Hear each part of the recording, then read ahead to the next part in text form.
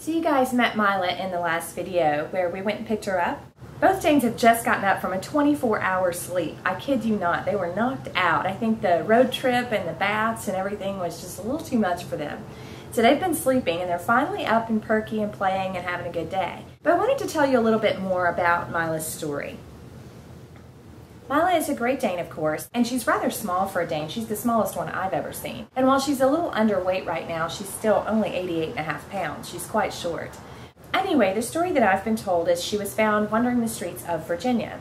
She had quite a number of issues, the biggest of which is a lick granuloma. Basically what happens is if they're left alone too long, if they're stressed out, if they go through something really traumatic, they lick a hole through their forearms. So she has some pretty bad wounds there that we're tending right now, and that's kind of an issue, trying to keep her from licking them, because it becomes just as much kind of an OCD habit, a nervous tick, so to speak, as anything else. So I'll show them to you real quick, and it's quite a sight. I want to warn you up front in case you're having lunch while you're watching this.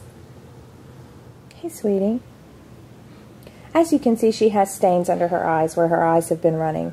She also has stains on the backside, which you can't see from here, but she has stains there from clay mud, so that's we're still working on. But this is her forearms here. And they're looking a lot better than they were when she was originally found. Are you sniffing? But they're still very open, and this one she's been messing with today, so we're going to get it wrapped up. You're such a pretty girl. You a pretty girl, Myla?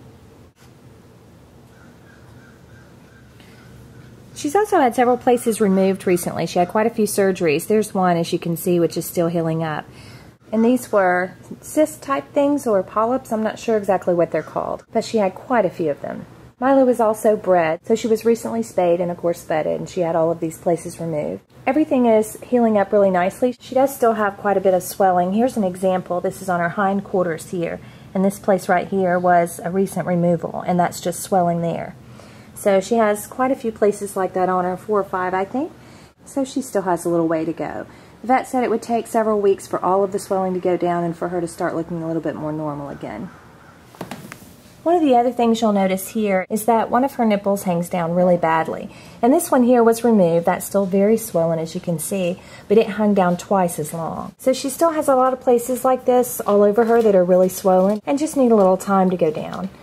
That's nice, huh? Poor chickie. But yeah, everything is a pretty easy fix. Everything's healing up nicely. She's doing really well. You can see she's still very playful. The biggest issue, of course, being her lick granuloma issue there on her forearms, which is really a sad case. So I've done a little research on the lick granuloma issue, which is totally new to me. I've never seen that in a Dane or a dog before. But I did a little research on the issue, and recovery is about 65% of animals who have it. But the main problem is being left alone or being in a traumatic situation or stress. The real issue is that once they start, it's really hard to get them to stop, simply because the licking becomes a habit, and of course once they have an open wound, they're going to want to lick it.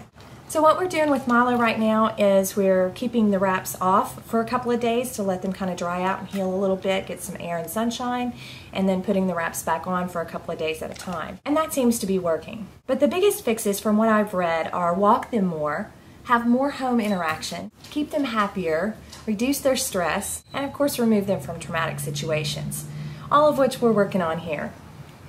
So Myla is a foster still at this point. We haven't decided yet whether we're going to adopt her, but she is a foster, and I feel really good about getting to be a big part of her healing process, both physically and emotionally. She is a beauty, isn't she? Gotta admit, she is gorgeous.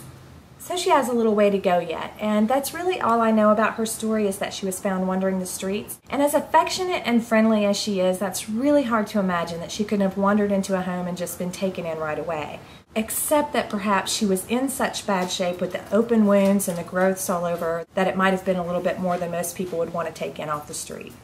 So I'm off to wrap her legs and get her all doctored up and then have a little playtime. Lots of love, lots of extra playtime. I feel very fortunate that I work from home and that I have such a flexible schedule and have the opportunity to give back to the rescue organization that helped me find my Dane, Slim. We've been together for 2 years now, and he is the love of my life. So every once in a while, when I have the opportunity to give back to the organization and foster one of their Danes while they're looking for a forever home, It really is a joy, and like I said, I feel really blessed that I'm home full-time. I have a great career that allows me to work from home and also afford both the money and the time to take care of babies like Myla.